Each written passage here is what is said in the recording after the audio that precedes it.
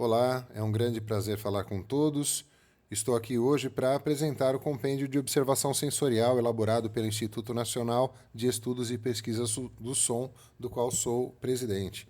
Nós temos aí esses padrões neuroacústicos, comportamentais e vamos fazer essa abordagem científica. Eu sou o presidente do Instituto, neuropsicopedagogo clínico institucional, trabalho como musicoterapeuta, sou neurocientista e arte educador, especialista em teatro, música e dança e educação inclusiva. Também trabalho como especialista em neuroacústica, que é a união das neurociências com o estudo da música, da arte e educação em si, juntamente com os efeitos que isso tem, não somente de forma orgânica, mas também de forma comportamental, neurológica. Então, a missão pedagógica, pensando nesse triângulo que nós temos aí, essa educação ela está em primeiro plano, porque sem a educação nós não temos o desenvolvimento da ciência e também nós interferimos na questão cultural. Imagine um mundo sem escola, sem faculdade, sem cursos de especialização, nós teremos uma cultura diferente. Então, nós temos que preservar a missão pedagógica, né? Então, nós temos aí transmutar a percepção do som. O termo transmutar é justamente dizendo vamos sair do lugar, vamos pegar os velhos paradigmas, as velhas conexões que nós fazemos com a música, sejam elas sentimentais, afetivas, enfim, de estilos comerciais e tudo mais, vamos transmutar a percepção do som. E isso nós só conseguimos com a missão pedagógica, por quê?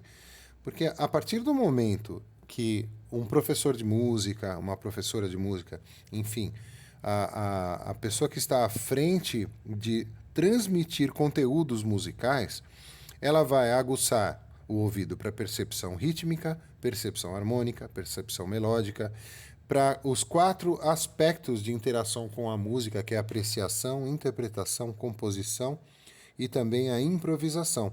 Ou seja, apreciar, ouvir, entender, não necessariamente gostar. Apreciar não é sinônimo de gostar. Apreciar é sinônimo de entender, avaliar. Nesse contexto, é isso que a gente quer dizer. Então, apreciação, eu vou ouvir. O gostar é outra questão. Interpretar, eu vou conseguir entender o outro. O que é que o outro está me trazendo? Qual é a mensagem e de que forma ela se apresenta? E para que eu possa interpretar, não somente imitar, que nesse caso também a interpretação acaba sendo sinônimo de imitação, mas também interpretar no contexto de decodificar, de entender um código e conseguir decodificar. Então, essa percepção do som, ela é apresentada pelo educador musical, pela educadora musical. Então, nós temos o fenômeno estético da música, que aparece, né, de várias formas, né, com vários tipos de apresentação, não somente no seu formato, mas como ela aparece. Se aparece no celular, no tablet, no computador, com um amigo tocando no violão, então em um show de uma banda famosa, onde a criança, a pessoa em formação, está ali presenciando. Então, esse fenômeno estético, ele também voga, ele tem muito peso em como a criança, como a pessoa vai absorver isso. Então, olha só, a missão pedagógica é transmutar a percepção do som de um fenômeno estético, simplesmente, para uma ferramenta de intervenção neurocientífica rigorosa. Quando essa intervenção acontece, é porque a música deixa de ser puramente de recreação. Nós vamos ver isso posteriormente, ainda hoje, mas nós deixamos de ver a música como uma simples recreação para ela realmente ser ferramenta. Ela agir como ferramenta de alguém que está fazendo uma intervenção neurocientífica. E por que rigorosa? Porque nós não podemos trabalhar mais com o conceito de vamos curtir o som que isso faz bem. O que faz bem para um pode não fazer para o outro, né? Tem pessoas que bebem muita água todos os dias e tem gente que, se beber muita água, passa mal. e também acaba, enfim, tendo até problemas, enfim, de hiperidratação. Então, o que serve para um pode não servir para o outro. Então, nesse rigor, nós temos que avaliar o que a pessoa traz, como ela tem essa identidade de que ela se apresenta para o mundo, qual o tipo de comportamento ela apresenta, colérico, fleumático, sanguíneo, melancólico, de que forma essa pessoa se apresenta fisicamente. Então, tudo isso há um rigor de observação para poder se aplicar. Então, a educação está em primeiro plano para que haja, então, a ciência e a cultura de uma forma mais rica. Sobre o paradigma neuroacústico, né, que é justamente o que eu estava dizendo, que a gente tem que sair dessa questão de vamos fazer aqui uma terapia vibracional. Nada contra quem trabalha com terapia vibracional. A minha questão, justamente como presidente do Instituto, é fazer a diferenciação.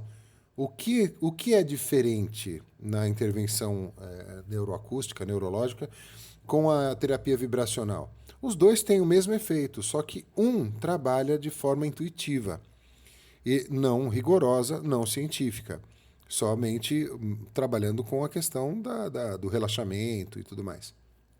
E a outra trabalha com a parte científica, com controle, né, com todas os rigores que a ciência coloca. Então eu não posso dizer que uma coisa deu certo. Eu tenho que dizer que horas aconteceu, com quem aconteceu, qual foi o grupo de indivíduos que isso foi analisado, onde foi, quais são as fontes, onde é que isso está fundamentado, onde está isso comprovado. Então, nós acabamos chegando numa conclusão de que precisamos sair somente da intuição. Há de haver sempre, para sempre, há de haver a música pela música. A música pela arte, a música pela sensação, a música pela alegria, a música pelo entusiasmo, a música pela música. Mas há de haver também a música como ciência. E aí que a gente tem esses dois vieses. Então, o paradigma neuroacústico que nós temos hoje, ele é muito superficial. Ele é muito de coach e também nada aqui contra os coaches. Eu mesmo sou uma pessoa que trabalho com aconselhamento, com monitoria, e isso acaba justamente sendo como o coach trabalha. Mas não é um assunto superficial para se trabalhar numa palestra, exemplificando como uma coisa pode acontecer, por exemplo, com um neurotransmissor. Falando de dopamina, serotonina, tem quilos de pessoas aí falando sobre dopamina e serotonina que viu ali num resumo de algum lugar. Nós temos que sair desse paradigma. E quando nós falamos sobre a intenção sobre estética, olha só, paradigma neuroacústico, intenção sobre a estética. Nós temos essa poética, que é o que cada um carrega, de que forma a pessoa se expressa, quais palavras ela utiliza, como é o timbre da sua voz, como a pessoa age fisicamente, com linguagem não verbal, aliada à linguagem verbal, como isso se apresenta, com que roupa, com que garbo, com que informalidade, tanto faz. Como isso se apresenta? Isso é uma intenção estética. A poética é uma intenção estética. E essa intenção que é intrapessoal, né? Essa intenção que é interna, intrusiva, ela acaba tendo uma concepção que é do próprio poeta, que é do próprio intérprete. E essa estética acaba sendo apresentada de acordo com justamente o veículo que se torna necessário. O instrumento musical, a voz, o corpo, a condição, o tempo, se é noite, se é dia, tudo isso influencia na questão estética, na música, saindo da questão da forma, do formato musical. Se é um estilo, se é uma forma diferente de interpretação.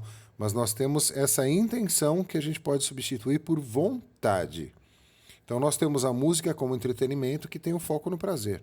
Ninguém ouve uma música como entretenimento justamente para dizer, vamos analisar aqui em que compasso tem uma batida. Nesse caso, a música como entretenimento, ela tem o foco na delícia de entender a música, de falar, que gostoso, olha, vou dançar, vou entender como é que isso funciona, vou falar mal da vizinha, vou falar bem do meu amor, vou declarar a minha revolta contra o governo, né, na música de protesto. Enfim, a música como entretenimento, ela tem foco no prazer de se expressar, no prazer de entender, no prazer de sentir, no prazer de viver. A música como ferramenta neurocientífica, nós temos já a frequência vista de outra forma, a afinação dos instrumentos, em como o nosso sistema nervoso entende essas vibrações, como sente, como isso é absorvido. Se nós estamos entendendo isso pelo canal auditivo normal, ou se é uma pessoa com uma deficiência auditiva, de que forma ela está entendendo esse som. Então, como o som aborda o sistema nervoso, como ele afeta o sistema nervoso, que depende de indivíduo para indivíduo.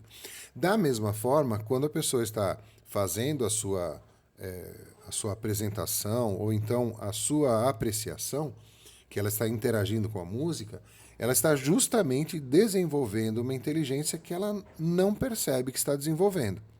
Vou explicar melhor. Quando uma pessoa ouve uma música, ela ouve frases musicais, frases melódicas, que têm intenções ascendentes e intenções descendentes. Pararararará, ascendente. Pararararará, descendente.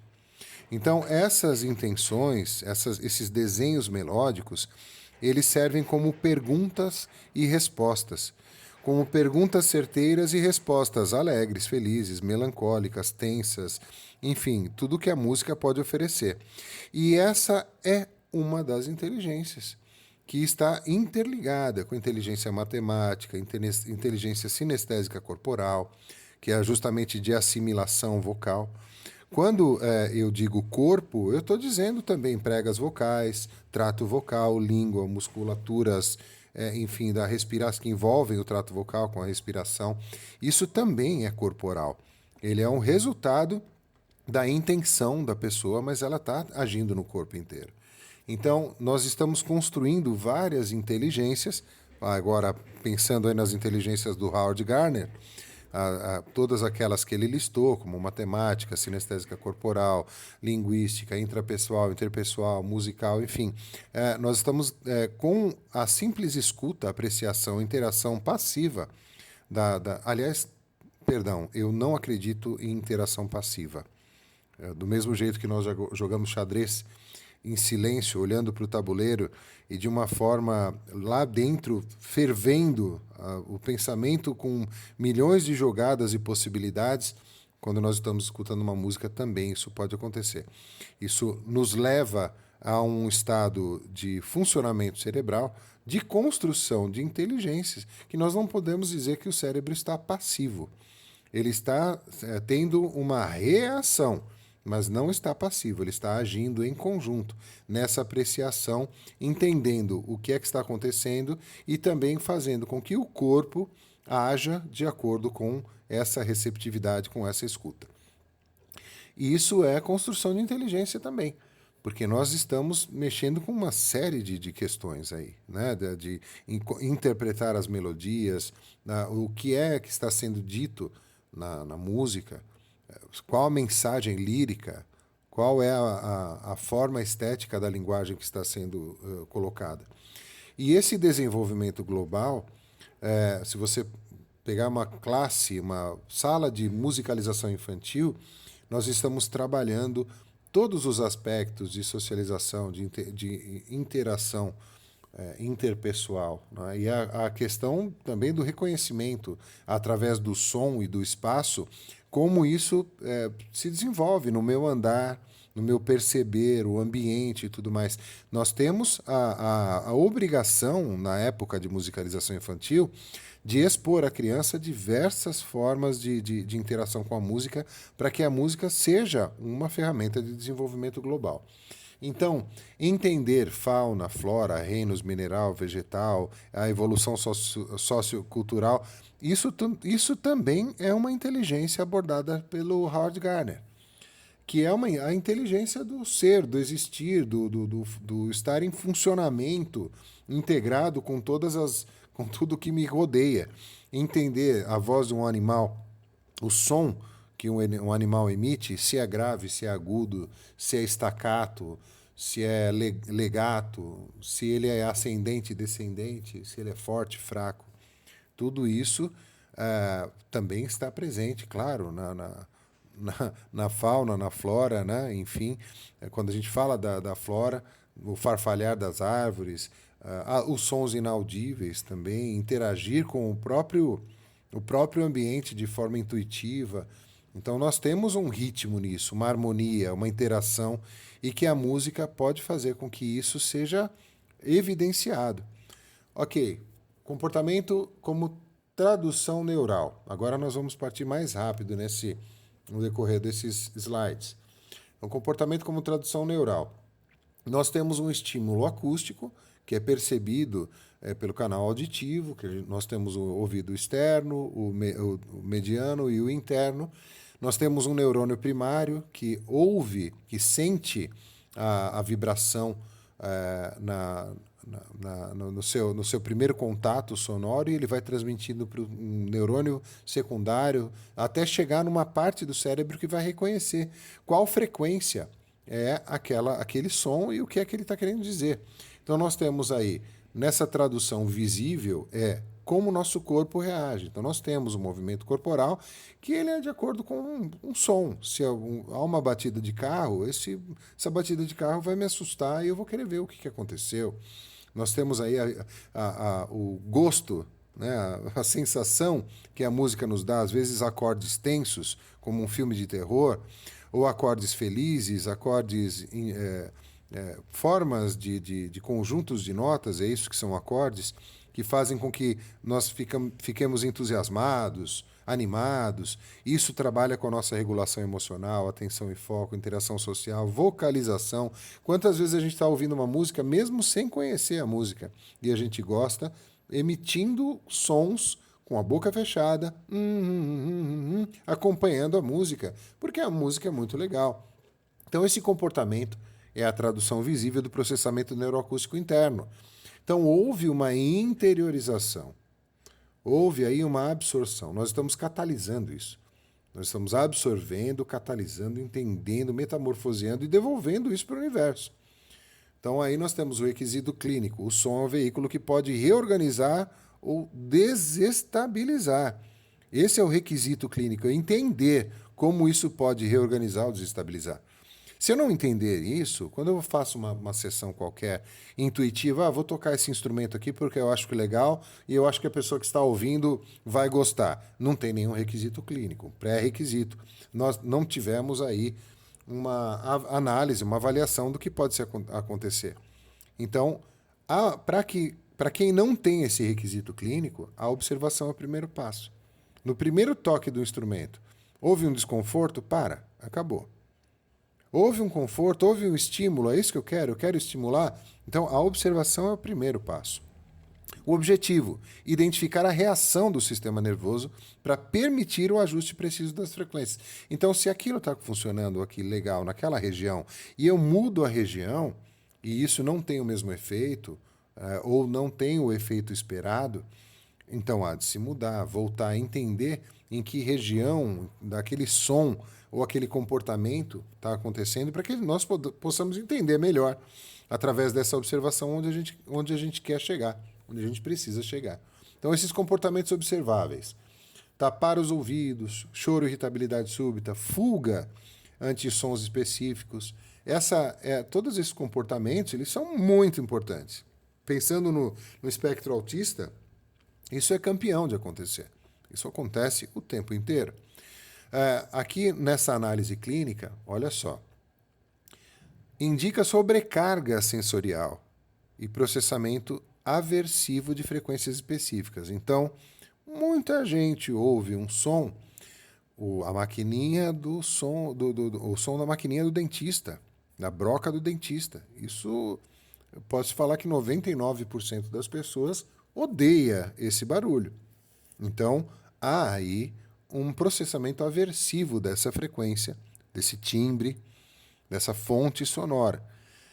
E quando a criança, por exemplo, tapa os ouvidos, ou chora, ou quer sair correndo, essa sobrecarga é porque provavelmente ela já estava em estado de alerta, achando que alguma coisa pudesse acontecer de ruim. E o som é justamente o gatilho. A introdução dessas sonoridades de forma amena e crescente, fazendo inclusive com que a criança ou a pessoa, enfim, por exemplo, dentro do espectro autista, faça os sons também, para que ela possa entender que ela tem o controle daquilo. Porque a questão principal, a criança ouve esse som e ela não acha que não tem o controle, então alguma coisa muito ruim pode acontecer. Então, fazer com que ela perceba o processo de execução e para que ela veja que ela pode controlar isso, ela pode fazer com que o som continue e o som pare, porque ela está no controle da situação, isso faz com que ela tenha também um maior equilíbrio. A intervenção necessária, né, requer o ajuste de frequências para modular o ambiente e evitar crises de desorganização. Então, também o registro disso, quando isso está acontecendo em terapias, nós vamos registrando o que está acontecendo. Ou registra-se no momento que está acontecendo, geralmente com um auxiliar, ou também registra-se logo após. O terapeuta acompanha esse processo todo e ele vai registrar isso logo após o acontecido para que não se esqueça, isso também fique registrado não somente para os familiares ou para o próprio comportamento do terapeuta, mas para outras pessoas que passarão pelos mesmos processos. Esses comportamentos observáveis, por exemplo, eu vou encostar o ouvido nas caixas de som, eu vou ouvir um tá-tá-tá, tá-tá-tá e vou repetir esses barulhos. Ou então ficar cantando de uma forma alheia ao mundo, sem buscar interação. Essa busca ativa por fontes vibratórias é ficar tentando o tempo inteiro de onde que é esse som. Está ouvindo? Está ouvindo esse apito? O que é isso? O que tem alguém fazendo? Isso também, esses comportamentos são bastante importantes nessas avaliações e nessas interações.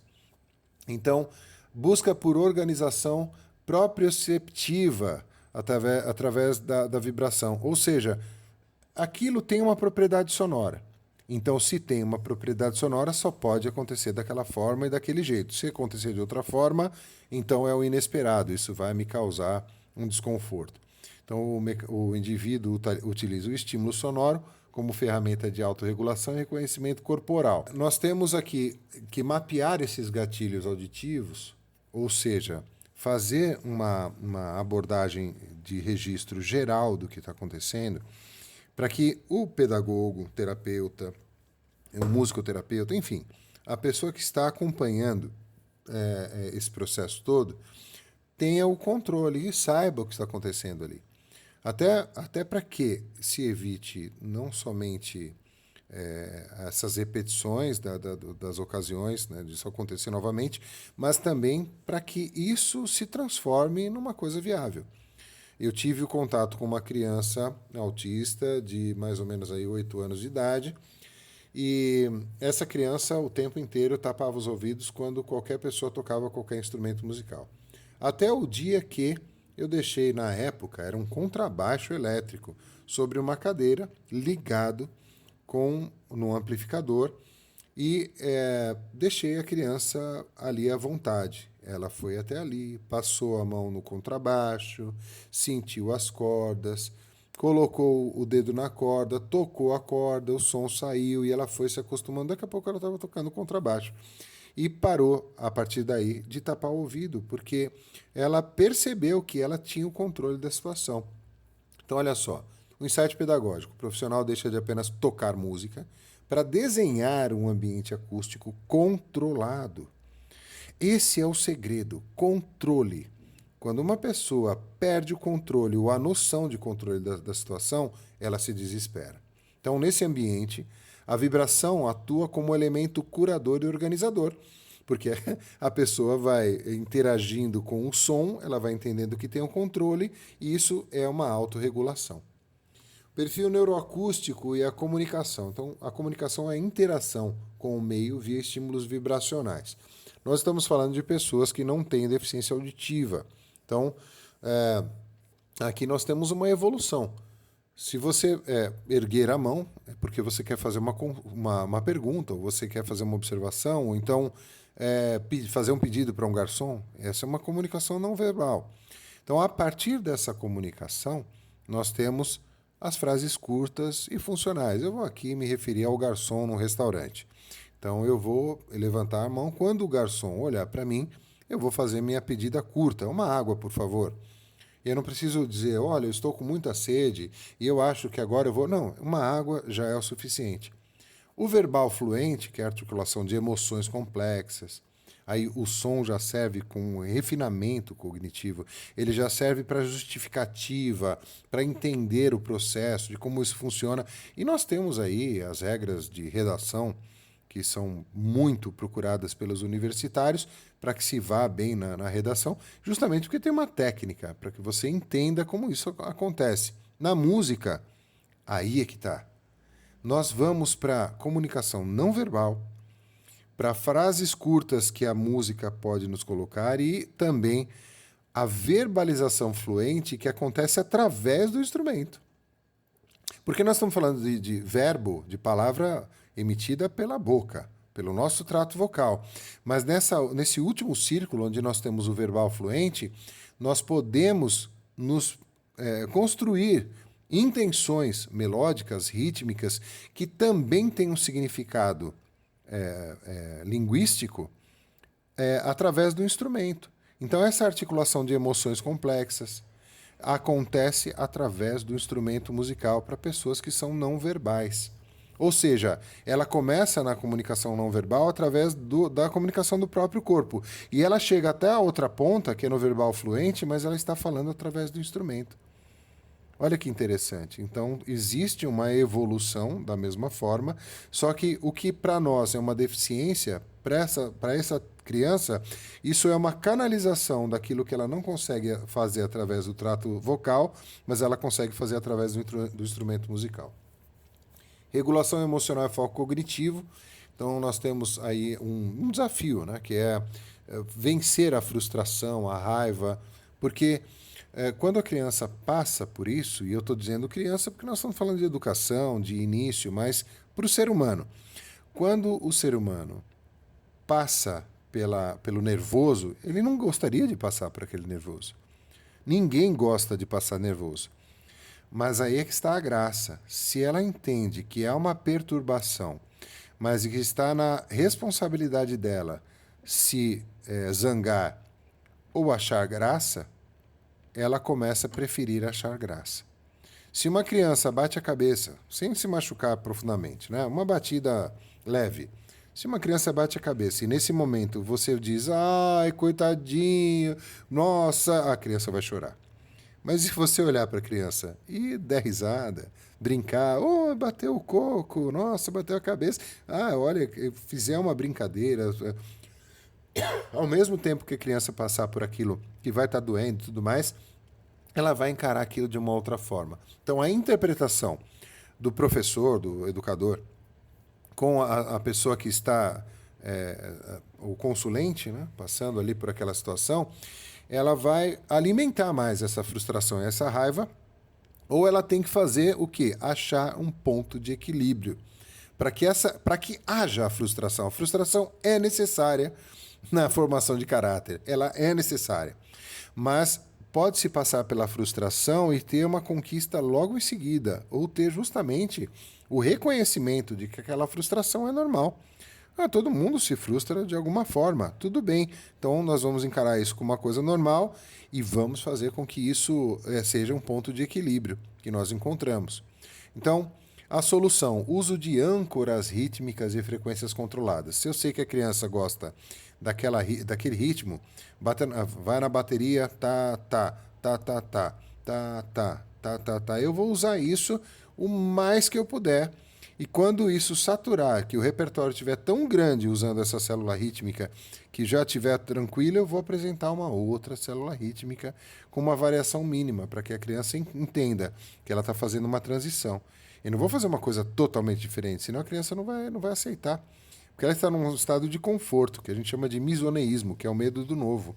A partir daí, ela não quer mais alguma coisa que ela não controle, porque aquilo ela controla muito bem. O ser humano é assim, no geral. A pessoa diz, eu não vou fazer isso porque eu não sei, não. Eu vou fazer o que eu sei. Não é? Então a gente se arrisca muito pouco por conta desse misoneísmo. Mas, enfim, é um comportamento normal. Então, quando a criança consegue entrar nesse transe de entender que ela controla aquele ritmo, que ela controla aquela melodia ou aquele instrumento, ela aumenta o tempo de concentração. Isso é ótimo para TDAH. Porque justamente a criança com TDAH ela tem dificuldade de se manter numa atividade e ela quer já mudar para outra. Então ela está fazendo uma atividade já pensando na outra e ela vai pulando de atividade em atividade e chega uma hora que ela não completou nada daquilo que tinha que fazer. Então você, dessa forma, você aumenta nesse transe, aumenta o tempo de concentração. E com isso você tem uma redução da desorganização comportamental, porque a criança ela está o tempo inteiro ativa, não completando nada, não prestando atenção em nada, então isso acaba reduzindo essa desorganização. O instrumento, como eu disse, ele acaba sendo a voz. Ele substitui a voz, ou ele é parceiro da voz. Então, olha só, o instrumento transcende sua função técnica. É uma extensão do sistema sensório-motor. Essa vontade de falar até o instrumento, todo mundo tem. Todo mundo quer se comunicar através do instrumento. Agora, imagina, se você tem dificuldade verbal e consegue fazer isso com o instrumento, isso é magnífico. Essa aplicabilidade no autismo e na síndrome de Down, aliás, muitas crianças que têm síndrome de Down têm autismo também, e isso não é identificado logo de início, justamente porque há uma confusão aí da questão do comportamento, mas há uma comorbidade aí na maioria de crianças com síndrome de Down que têm autismo também. Então, essa função que o instrumento tem de mediar a comunicação, de interagir entre a criança e o instrumento, a criança e o instrumento e o terapeuta, a criança e o instrumento e a sociedade, a família, enfim, é importantíssimo, tá? E aqui a referência que eu tenho do Samuel, que eu acompanho desde o ano de 2004, ele tinha 3 anos e meio nessa época, e o Samuel hoje, então nós estamos em 2026, né? Então já faz bastante tempo, o Samuel está ficando velho. O Samuel encontrou nos instrumentos musicais uma forma de conversar. Ele tem síndrome de Down e uma dificuldade na verbalização, fala frases muito curtas, palavras apenas às vezes, na maioria das vezes, e o instrumento musical é para ele uma fluência, né? Ele está ali falando, cantando, brincando, e isso é muito importante. O impacto multidimensional do instrumento, expressão de estado interno. Então, essa válvula de escape, né? Como se você estivesse preso numa bolha e você faz um furinho ali para respirar. Então, esse externalizar alegria, frustração, chateação, quando a fala não acontece, quando a fala falha, o instrumento tem um lugar especialíssimo na vida da criança. Tangibilização, que é tornar palpável uma coisa que é abstrata. Então você fala assim, eu vou pegar amor. Você não pega amor. Mas se você tem um gato e você tem amor pelo gato, você está pegando amor quando você pega o gato no colo, concorda comigo? Então há uma tangibilização daquilo que você considera que não é tangível. Então esses conceitos como forte e fraco, uma coisa que é forte, uma batida muito intensa, a batida, ela não existe até o momento de você fazer. Então, quando você pensa em uma batida forte, ela é uma intenção que está intrusiva. A mesma coisa de ser agudo e grave, de tempo e de espaço. Então, tudo isso acaba sendo uma percepção que você tem, uma preocupação. Você está se preocupando antes no que é que você vai fazer, como aquilo pode acontecer. Isso é muito bom, você fazer com que a criança também entenda que aquilo que é planejado é feito e tem sua consequência. Olha que maravilha. São três coisas em uma só. O fato de pegar uma baqueta e bater num tambor. Você está dizendo, vamos planejar, vamos intencionar, vamos fazer, ver qual é a consequência disso. Os resultados afetivos, né? O instrumento como gerador de vida. Isso é muito importante. Um pedaço de madeira não se mexe. Uma boneca não se mexe. Não uma boneca normal. Né? Um carrinho de plástico que não é motorizado não se mexe. Mas no momento que você pega aquele instrumento, aquela ferramenta e dá a vida para aquilo, a sua vontade de criação, de expansão, ela é absurdamente ampliada para o universo, porque você saiu de dentro de você, passou a sua vontade para o objeto e fez com que o objeto criasse vida. Aí é onde a caneta vira uma nave espacial, enfim, né? Tantas questões lúdicas que nós usamos na infância. O destaque pedagógico da geração de vida é justamente isso. Então, eu tenho a inteligência para entender que estou pegando um objeto e esse objeto virou uma nave espacial. Então, para isso, eu vou usar minhas mãos. Para isso, eu vou usar a minha convivência com outras crianças ou com o ambiente. Então, a minha interação social com outras pessoas, com outras formas de interação. Agora, vamos ver aqui o checklist da anamnese, do perfil sensorial. Eu preciso preencher esses requisitos. Se a criança reage com aversão a sons altos inesperados, identificar gatilhos específicos de coisas que ela não gosta de ouvir, se há uma busca ativa por vibração, se há sensibilidade associada a luzes intensas, texturas, às vezes a uma roupa, uma etiqueta. Isso acontece bastante com a criança autista. Suporte de desenvolvimento, qual a qualidade do sono, uso de medicação contínua, acompanhamento, está fazendo? TO, fono, passando por psicólogo. Poxa, isso não pode deixar de ter. Né? A intercorrências de parto teve? Como foi? Aconteceu algum acidente no momento? Alguma coisa que a mãe deva dizer? Porque às vezes também a própria interação da mãe, da aceitação da criança ali no parto já é um indício, né, de que alguma coisa seja relevante para se ditar, para se registrar nesse relatório. Repertórios e expectativas. Olha só. Objetivos prioritários. Olha, eu quero que a minha criança fale. Você querer e ela falar são duas coisas diferentes. Né? Mas, enfim, quais são os objetivos que aquele acompanhamento terapêutico está tendo? Né? Qual é a necessidade prioritária que nós estamos observando ali? No que é que essas terapias, esse acompanhamento terapêutico será útil dentro dessas expectativas? Preferências rítmicas ou artísticas, ou seja, por exemplo, eu gosto bastante de samba, eu gosto bastante de rock. Isso é muito importante, você dizer para o terapeuta, para que você entenda como isso acontece. Interesse espontâneo por instrumentos. Poxa, às vezes a criança passa perto de qualquer coisa que pareça um tambor e começa a batucar.